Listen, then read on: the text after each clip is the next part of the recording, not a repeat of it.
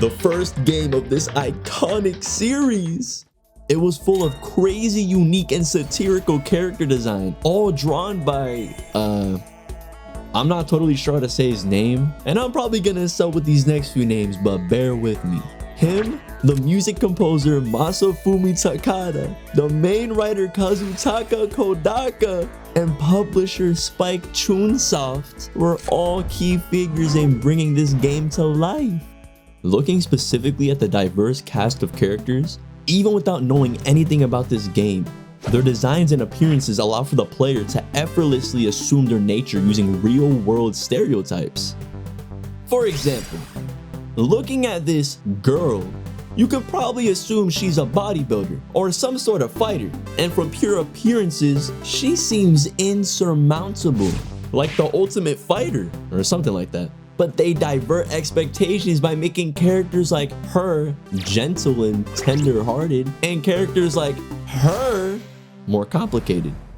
Having the simple yet deceitful character design in a game about making assumptions is intentional and really clever. The first game's character designs aim to poke fun of themselves in a way that the rest of the series lacks. And that's not to discredit the other ones, because they're great. But it's that quality that makes me love the first game's art even more. Moving on to the actual gameplay. Danganronpa is special because there are two main gameplay loops. One where you have fun conversations with the rest of the cast, shooting truth bullets at their words to reveal the truth. And the hands-on gameplay where you're in first person shooting at cardboard cutouts and items to interact with them. A little weird at first, but when you understand that the budget this game was working with wasn't on par with the quadruple A powerhouse like GTA 6, you can learn to appreciate its charm. Additionally, this game is a visual novel, if that wasn't already obvious, so it has all the characteristics of one. Varying character portraits during conversations, an amazing soundtrack, and an intense narrative with distinct theming. While I consider this to be the blueprint for most visual novels, the best of them can play around with the rules to make their product stick out from the rest. In Danganronpa's case, everything is unique about it. If anything, they created the blueprint. Well, that's not true, but it feels like it though. The art style, the music, the gameplay, and the narrative are all so different from their contemporaries. It's the type of game that feels like it was destined to be the huge success that it was.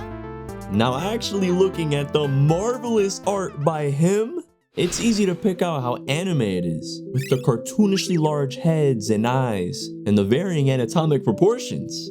The way he picks and chooses when he wants to draw from life is why I hesitate to just label his style as anime. But let me also add that the level of anime varies from character to character.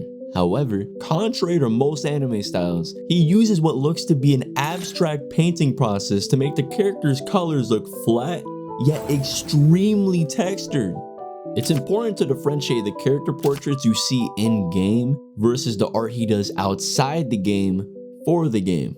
I'm guessing they were done in such a different style so it's easier on the eyes of the player, but I don't know, because a game like Metaphor ReFantazio was able to do it, so maybe it was a stylistic choice?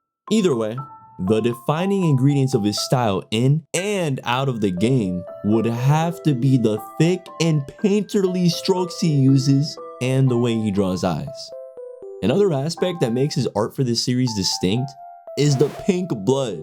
I mean, at this point, pink blood is a series staple. Like, before I even knew what Danganronpa was, I knew there was a certain game that had pink blood for some reason. Overall, Danganronpa 1 is a prime example of a game that was able to separate itself with its style and swag.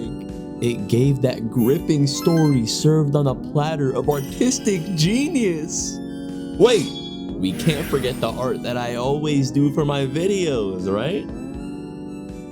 Anyway, that's all I wrote, so I hope you guys enjoyed. And while I'm Drawadrew, and I'm Drawadrew. Oh, you're still here? Look at this, right? And second, Kyogo's best character in Danganronpa. No debate.